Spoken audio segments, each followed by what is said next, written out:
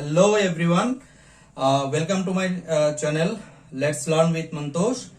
आज जैसे कि मैंने इंट्रोडक्टरी वीडियो में कहा था कि इंग्लिश ग्रामर, एसएसटी और सीबीएसई इंग्लिश और एसएसटी के ऊपर क्लासेस मैं शुरू करूंगा।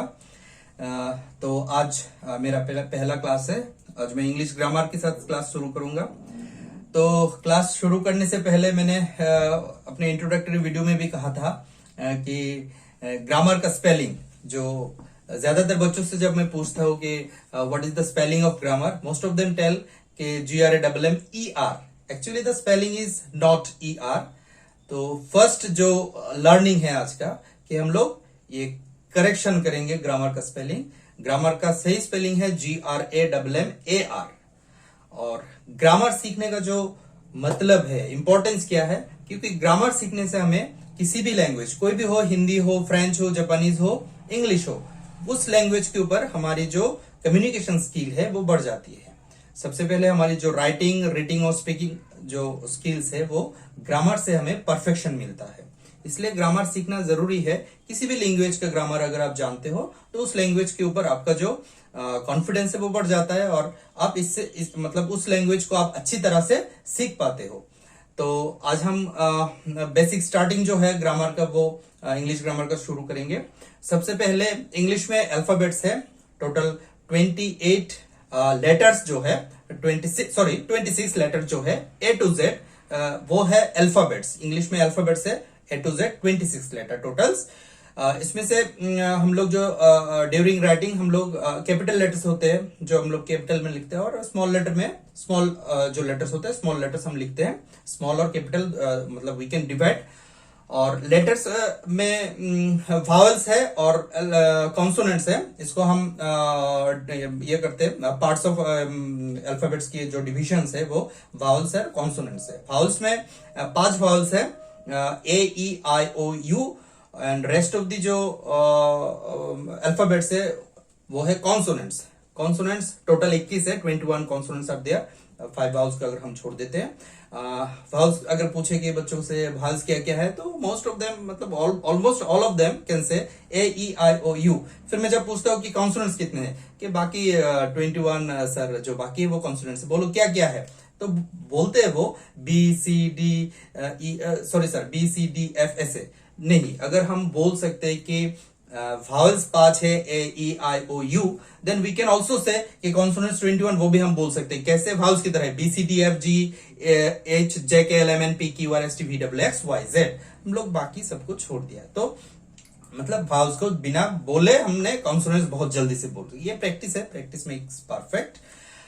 और इसके बाद अल्फाबेट्स में वावल्स एंड कॉन्सोनेंट्स। और एक चीज, वावल्स मतलब हिंदी में जो हम बोलते हैं स्वर, और कॉन्सोनेंट्स माने व्यंजन। तो स्वर और व्यंजन में जो डिफरेंस है वही वावल्स एंड कॉन्सोनेंट्स में है। Vowels are called vowels. क्यों वावल्स को वावल्स क्यों कहते हैं? Because they are self pronounced. जब हम कोई भी वावल का जब हम प्रोनाउंस करते हैं, जैसे A, E, I, तो these vowels do not depend on other alphabets, other letters for their pronunciation। लेकिन अगर हम कॉन्सोनेंट्स की बात करें तो अगर B, तो without E we can't say B, M without A we can't say M। ठीक है, this is the basic difference between vowels and consonants. और इसके बाद वावल्स और कॉन्सोनेंट्स के बाद क्या है? वर्ड्स है। वावल्स और कॉन्सोनेंट्स जो हम को मिला के, जैसे PEN, तो 3 यहाँ पर लेटर्स है, एक है PEN। तो PEN का मतलब है, एक मीनिंग है, जो भी अल्फाबेट्स या letters come together and make a meaning, तो उसको हम वर्ड कहेंगे। जैसे PEN एक वर्ड है क्योंकि इसका मीनिंग है, लेकिन अगर हम बोलेंगे ENP, इसका कोई मीनिंग नहीं है, दैट मीन्स ये एक वर्ड नहीं है। एक चीज याद रखना है कि ऐसा नहीं है कि 2 और मोर लेटर्स मेक वर्ड्स। एक सिंगल लेटर भी वर्ड कह सकते हैं। जैसे आई का मतलब है मैं, ए का भी मतलब है एक, तो A and I are also words. ठीक है, इसके बाद हम देखेंगे सेंटेंस क्या होता है, जो कि सेंटेंस का डेफिनेशन मैं आज नहीं बताऊंगा। सेंटेंस का डेफिनेशन जो ज्यादातर बच्चे जानते हैं उसके बारे में कहूंगा। मेरा जो डेफिनेशन में बाद में नेक्स्ट क्लास में जरूर मैं कहूंगा मेरा जो डेफिनेशन है। और आप जो जानते हैं सेंटेंस का डेफिनेशन वो कमेंट बॉक्स में जरूर आप दीजिएगा। मैं देखूंगा कौन कैसे मतलब सेंटेंस का जो डेफिनेशन कैसे डिफाइन करते हैं। तो चलिए आज शुरू करते हैं क्लास बेसिक इंग्लिश ग्रामर की एकदम स्टार्टिंग से। के बाद जो वर्ड्स की हम बात कर रहे थे, वर्ड्स में कोई भी जैसे बैग, इसका मतलब है थैला, ये एक वर्ड है। जैसे पेन, पेन का मतलब है कलम, तो ये भी एक वर्ड है। जो भी अल्फ़ाबेट एक साथ मिलके उसका कोई अर्थ होता है उसको हम वर्ड्स कहेंगे। लेकिन अगर हम जैसे ENP, अगर इसका कोई मीनिंग नहीं है तो ये वर्ड नहीं है। इसका मतलब है letters come together give a meaning, that means a word. ठीक है, लेकिन एक चीज़ यहाँ पर कहना ज़रूरी है कि कुछ सिंगल लेटर भी वर्ड है। अगर हम लिखते हैं कि आई का मतलब है मैं, ये एक वर्ड है। जैसे ए, इसका मतलब एक, तो सिंगल लेटर भी वर्ड हो सकता है। जैसे ए और आई हमने देखा है कि इसका भी मीनिंग है। तो अगर वर्ड का अगर डेफिनेशन ये है कि एन अल्फ़ाबेट और a group of alphabets, an alphabet और a group of alphabets is called a word। जैसे ए सिंगल अल्फ़ाबेट है, वर्ड है। जैसे एप्पल, ये मोर देन वन अल्फ़ाबेट है और इसका मीनिंग भी है, तो मीनिंग होने से ये हो गया वर्ड। अच्छा, वर्ड्स के बाद हम इसके बाद जो है वर्ड्स के बाद आता है sentence.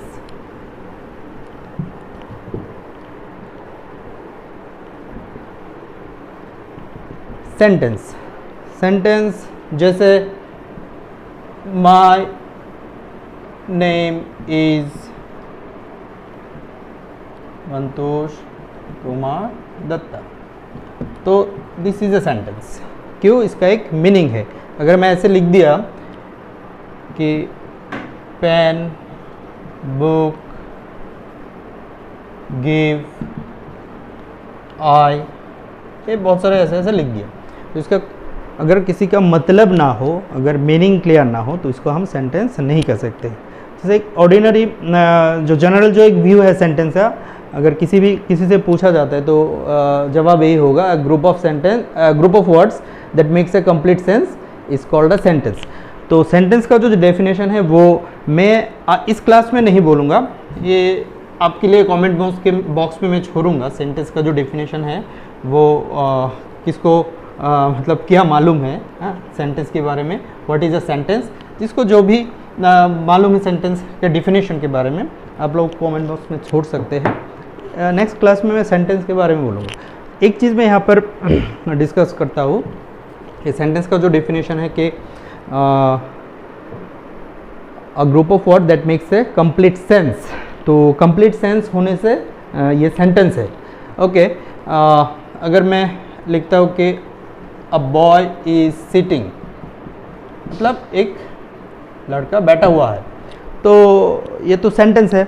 A boy is sitting इसका मीनिंग है, तो कंप्लीट सेंस है कि नहीं वो आपके ऊपर छोड़ता हूँ मैं। हाँ, कंप्लीट सेंस है कि नहीं। तो a boy is sitting construction के हिसाब से ये सेंटेंस है, सब्जेक्ट है, वर्ब है, मीनिंग है एक। तो सेंस कंप्लीट है कि नहीं वो नहीं पता, शायद है। तो फिर मैं अगर लिखता हूँ कि a boy is sitting under a tree, तो एक लड़का एक पेड़ के नीचे बैठा हुआ है। तो आई थिंक इससे ये जो सेंस है वो थोड़ा ज़्यादा कंप्लीट है। Okay, a tall boy is sitting under a tree, तो थर्ड वन इज इसका जो सेंस जो है complete, third one is more complete than the first and second one. A tall boy is sitting under a banyan tree. तो this one is more complete I think. A boy sitting, ये भी sentence है. A boy sitting under a tree, this one is also a sentence. A tall boy is sitting under a tree, ये भी एक sentence है. अ tall boy is sitting under A banyan tree, this one is also a sentence. If I right again, a tall boy is sitting under a banyan tree by the roadside. So which one is more complete? I think the last one. A tall boy is sitting under a banyan tree by the roadside. If I again write, a tall boy is sitting under a tree by the roadside at noon, which one is complete? I think the last one is, can be said, a complete sense. So sentence, this one is also a sentence, this one is also a sentence, all these are sentences. अगर बात करें कि a group of word that makes a complete sense, तो which one is complete मैं आपके ऊपर छोड़ता हूँ. आप बोलिएगा कमेंट में कि कौन सा आपको कंप्लीट लग रहा है. ओके, सेंटेंस का जो डेफिनेशन है, आई will discuss about the definition of sentence in my next class. और आज हम जानेंगे इसके बाद types of sentences. Types of sentences. Types of sentences की अगर बात करें कि सेंटेंस के प्रकार भेद, कितने तरह के सेंटेंसेस है, तो ये एक्चुअली एक है on the basis of meaning, एक है on the basis of construction.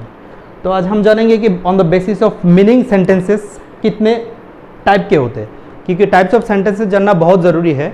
Because in our next classes when we will discuss about direct and indirect speech, that means narration, how to change speeches from direct to indirect, तब हम ये जो types of sentences है उनको जानना, मतलब ये types के बारे में जानना बहुत ही ज़रूरी हो जाता है.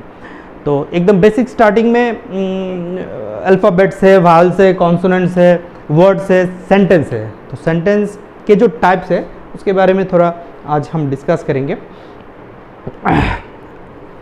फर्स्ट वन, ये आप लोगों को पता है, assertive sentence. Most of them you know about the types of sentences. फिर भी मेरे क्लास में अगर आपको जो पता है वो तो है, अगर more than that कुछ मेरे से आपको पता चलता है, it will be grateful to me. अगर मुझे बहुत अच्छा लगेगा कि आप लोगों को कुछ इससे ज़्यादा कुछ जानना पड़ा. Assertive sentences are also called declarative sentence. इसको स्टेटमेंट भी कहा जाता है. स्टेटमेंट्स क्या है? assertive sentence. assertive sentence है a sentence that makes a statement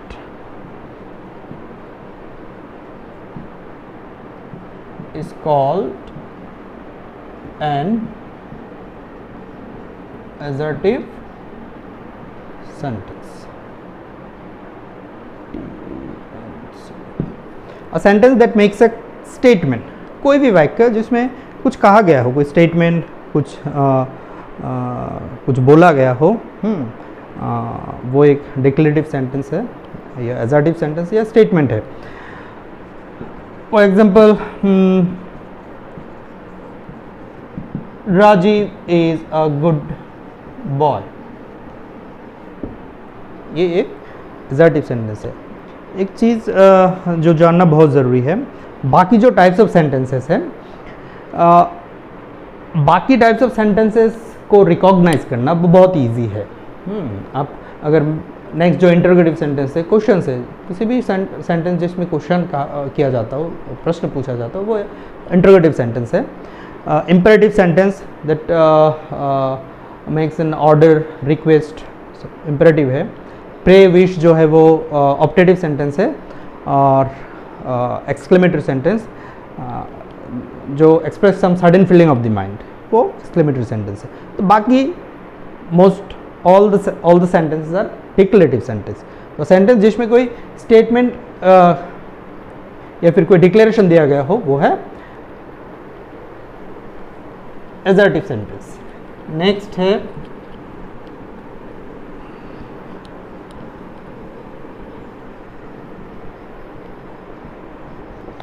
number 2,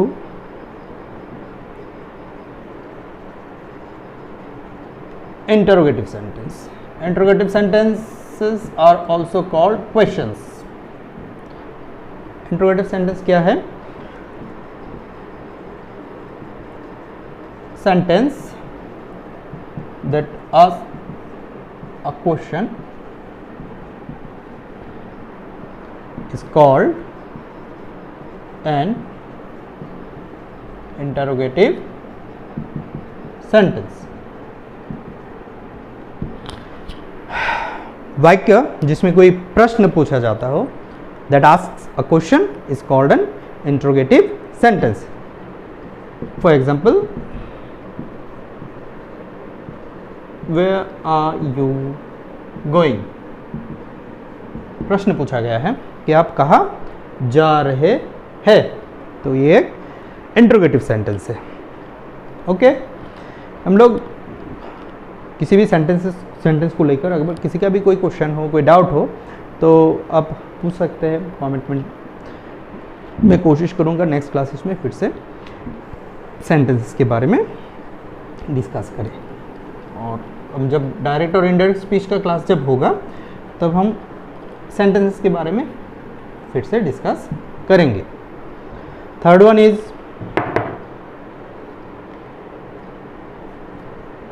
imperative sentence.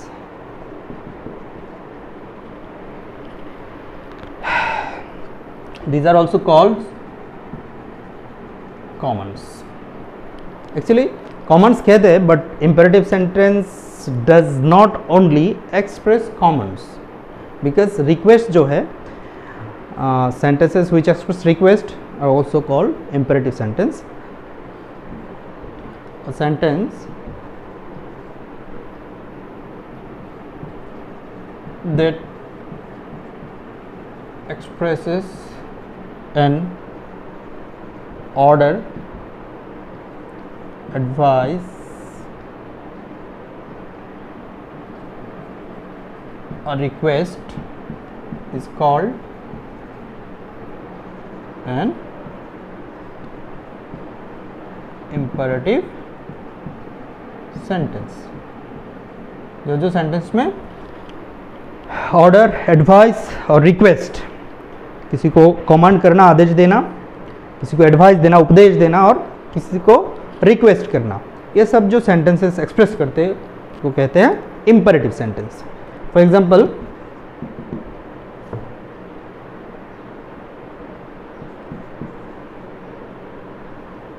Please give me a glass of water. तो ये जो है please give me a glass of water, this sentence expresses a request, तो ये एक imperative sentence है। Get out of my class, कभी मैं बोलता नहीं किसी को, तो ये भी एक इम्पेरेटिव सेंटेंस है। Mother said to the children, do not run in the sun, धूप में मत भागो, दौड़ा दौड़ी मत करो, मत भागा भागी करो, मतलब ये भी एक इम्पेरेटिव सेंटेंस है। Number 4 is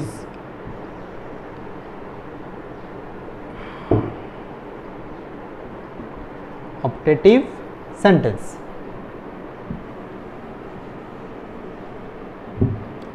These are called wishes.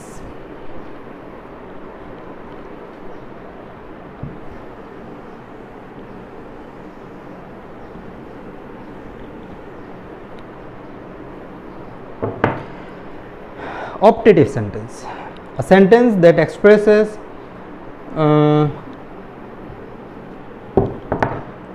a prayer, a wish, or a curse is called an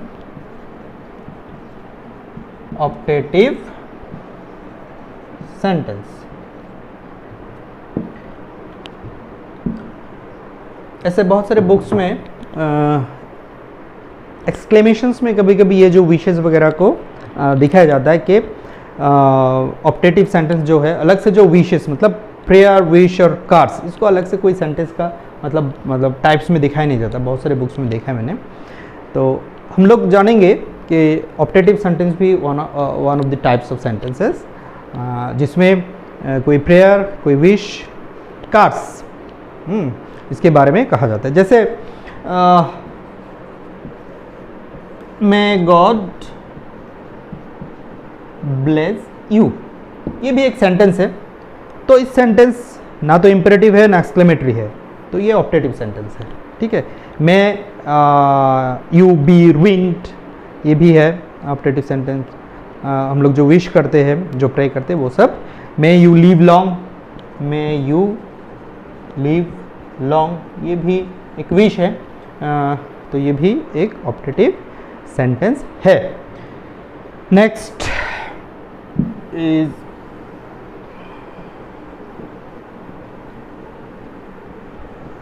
number 5. Number 5 is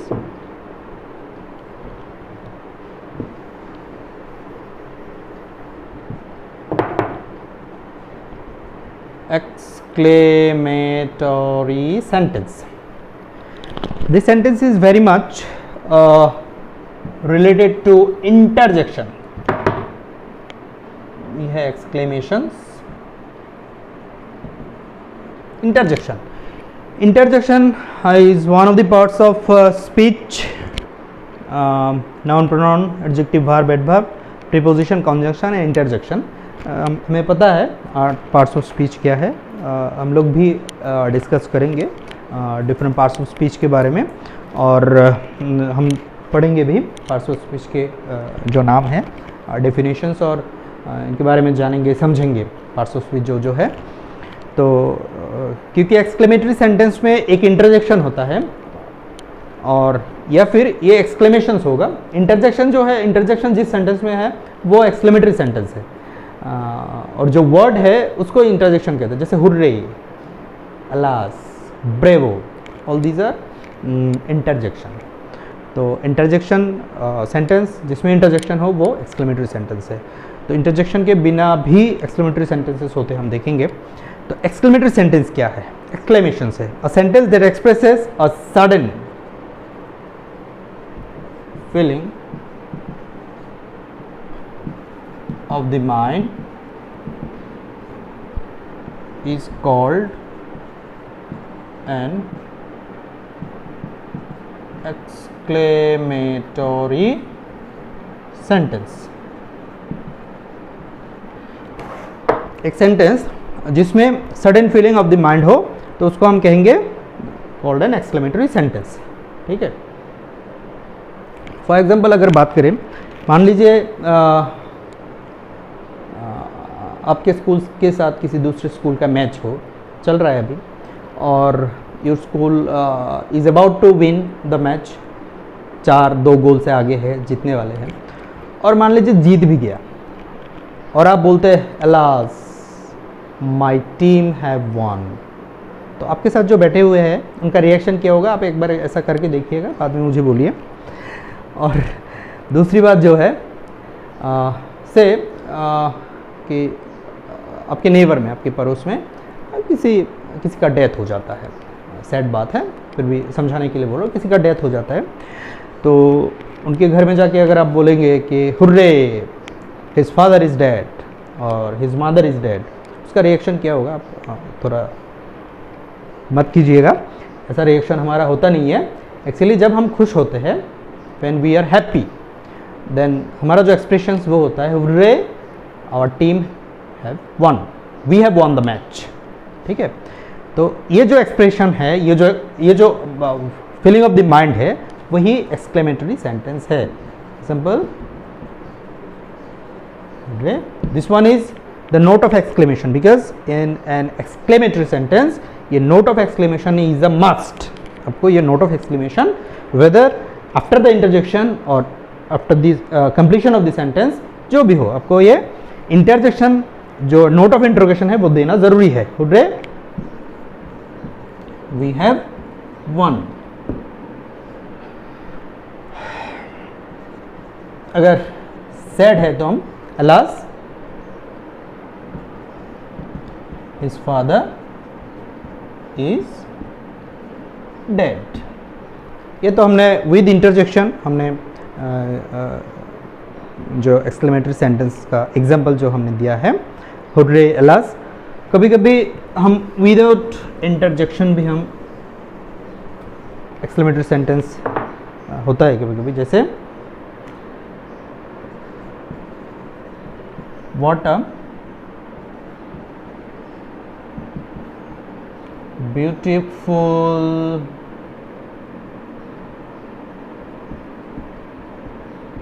picture this is. That means this is a very beautiful picture.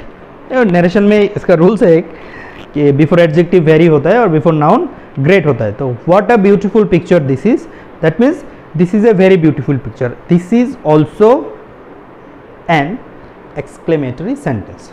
तो sentence के जो types of sentences है according to meaning, अर्थ के अनुसार ये sentences के types है. Declarative sentence और assertive sentence, these are called also statements. Next, interrogative sentence or questions. Next, imperative sentence or these are called, अभी क्या लिखा था भूल गया. imperative sentence or commands. and optative sentence wishes. exclamatory sentence exclamations. तो सबके बारे में मैंने बारीकी से डिस्कस कर लिया है.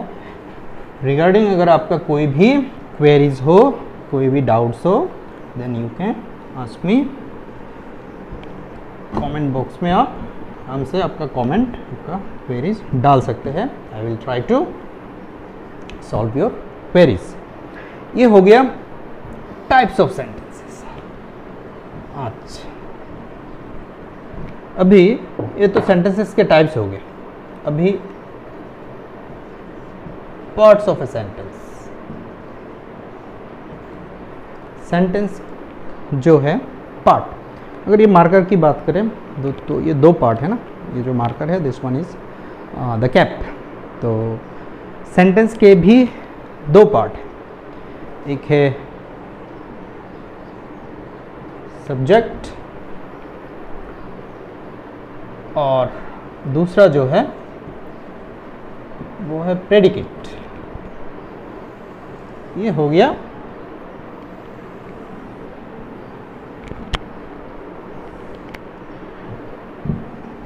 Parts of a sentence, subject and predicate. जैसे Raju is a good boy. ये राजू सब्जेक्ट है, is a good boy predicate है. उद्देश्य विधेय. तो सब्जेक्ट राजू सब्जेक्ट इसलिए है कि सब्जेक्ट किसे कहते हैं, about which something is said in a sentence. Sentence में जिसके बारे में कुछ कहा गया हो वो है सब्जेक्ट. और what is said about the subject in A sentence, subject के बारे में जो कहा गया हो सेंटेंस में वो है प्रेडिकेट. तो राजू सब्जेक्ट है, उसके बारे में कहा गया कि is a good boy. An old women. ये एग्जाम्पल दे रहा हूँ क्योंकि ऐसा आप मत सोचिएगा कि एक वर्ड से ही सब्जेक्ट होगा, ऐसा नहीं है. Subjects can be more than one word. An old women is asking for help. एक ओल्ड वुमेन हेल्प मांग रही है. तो an old women is the subject, क्योंकि यहाँ पर एक ओल्ड वुमेन के बारे में कहा गया हो और बाकी जो है वो है प्रेडिकेट, उनके बारे में कहा जो गया है वो है प्रेडिकेट। और ऐसा नहीं है, ये भी एक चीज़ है कि हमेशा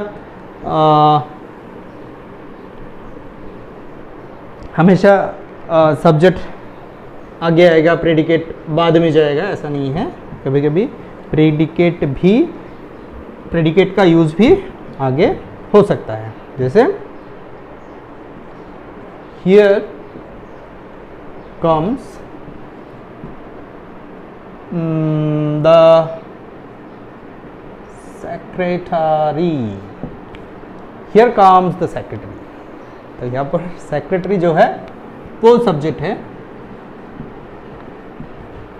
पीछे गया है, हियर कम्स इज सेक्रेटरी आ गया, तो ये है प्रेडिकेट।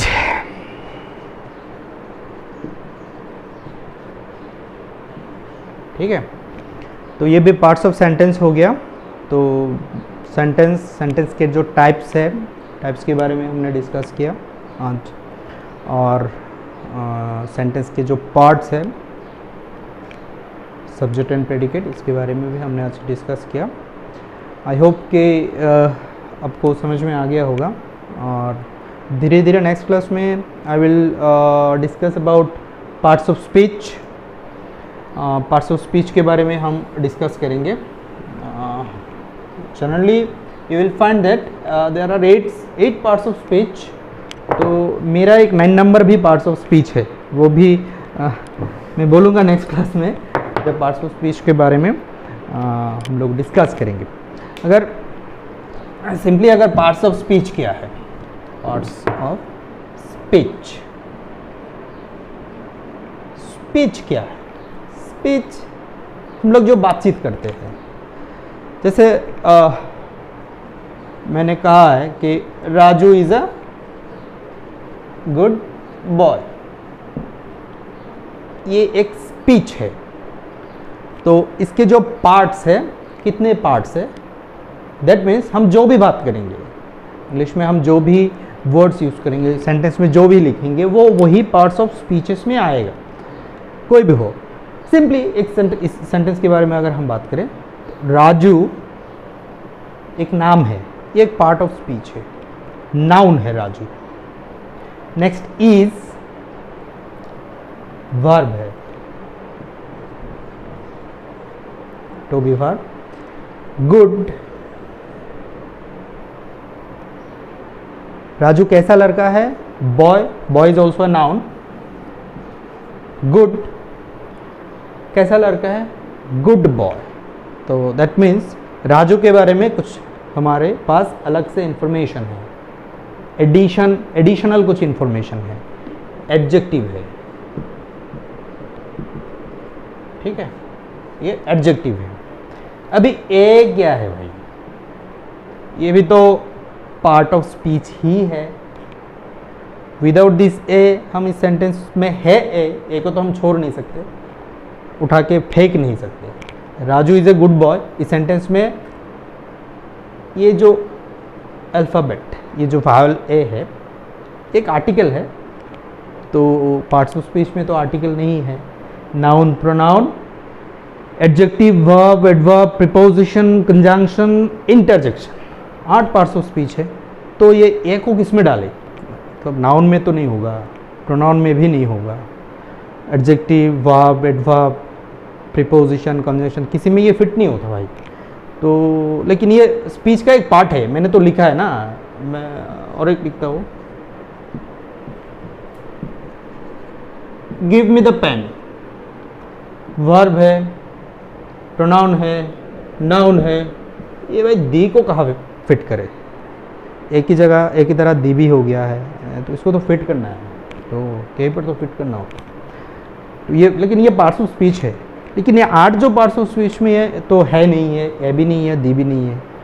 तो इसलिए जो सेंटेंस का मेरा जो डेफिनेशन है, मैं जो सोचता हूँ कि सेंटेंस, ये भी सेंटेंस है, बुक में जो आपने देखा है ज़्यादातर, आई मीन द स्टूडेंट्स जो पढ़ते हैं, उसमें अ group of word that makes a complete sense is called a sentence. तो इसलिए मैंने आज मेरा जो सेंटेंस का डेफिनेशन है मैंने नहीं लिखा, नेक्स्ट क्लास में मैं लिखूंगा। सबसे पहले शायद मैं सेंटेंस के डेफिनेशन से ही स्टार्ट करूंगा। तो आई होप कि आप अपना जो डेफिनेशन है, जिनको जो भी आता है व्हाटएवर आपको जो भी आप सोचते हैं कि ये है सेंटेंस का डेफिनेशन, आप अपनी तरह से डाल सकते हैं कमेंट बॉक्स में, मैं देखूंगा सब कौन क्या सोचते हैं। मेरा जो डेफिनेशन है वो मैं नेक्स्ट क्लास में दूंगा। तो सॉरी, तो पार्ट्स ऑफ स्पीच में भी मेरा जो पार्ट्स ऑफ स्पीच का जो मेरा जो लर्निंग है वो थोड़ा शायद अलग है, क्योंकि मैं 2 सेंटेंस यहाँ पर लिखा, लिखने के बाद ये 2 वर्ड ये 8 पार्ट्स ऑफ स्पीच में फिट नहीं होता भाई। तो अगर फिट नहीं होता लेकिन सेंटेंस के पार्ट मैंने स्पीच के पार्ट है तो कुछ तो करना होगा भाई इनके साथ भी, ए और दी के साथ। तो देखेंगे ऐसे और क्या है नेक्स्ट क्लास में हम देखेंगे। तो आज फिलहाल इतना ही। सेंटेंस के टाइप्स के बारे में हमने देखा, पार्ट्स ऑफ सेंटेंसेस के बारे में देखा, और एक चीज़ कि एकदम फ्रॉम द वेरी बिगिनिंग जानना ज़रूरी है कि ग्रामर सीखना क्यों है। Why should we learn grammar. हर एक लैंग्वेज का ग्रामर होता है और ग्रामर सीखने से उस लैंग्वेज के ऊपर हमारा जो फ्लुएंसी है हम करेक्टली बोल पाते हैं। और जानना ज़रूरी है, लिखना है, बच्चों को भी सीखना ज़रूरी है और हमने भी सीखा है और कोशिश करेंगे जितना हमें आता है हम आप सबको सिखाएंगे। तो आज के लिए इतना ही। Thank you very much. Next class में मिलते हैं। जय हिंद, वंदे मातरम।